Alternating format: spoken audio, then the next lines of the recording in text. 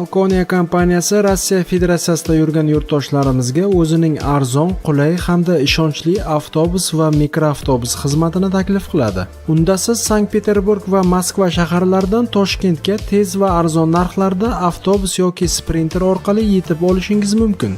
Reyslar vaqtini ekrandagi raqamlarga qo'ng'iroq qilib bilib olish imkoniyatiga egasiz.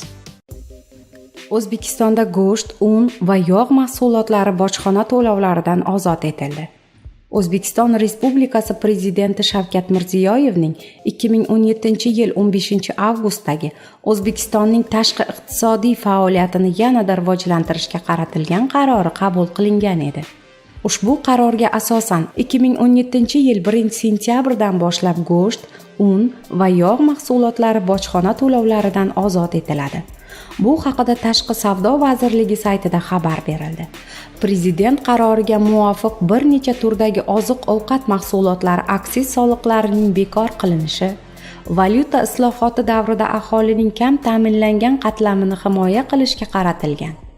0 stavkada boj qo'llanilib, mamlakatga kiritilgan import mahsulotlari mahalliy tadbirkorlarni sifatli mahsulotlar ishlab chiqarishga chorlaydi. Import tovarlari bilan raqobatga kirishish uchun ular o'z strategiyalarini qaytadan ko'rib chiqishlari zarur bo'ladi. Bunda narxlarning asossiz oshishi holatlari kamayadi.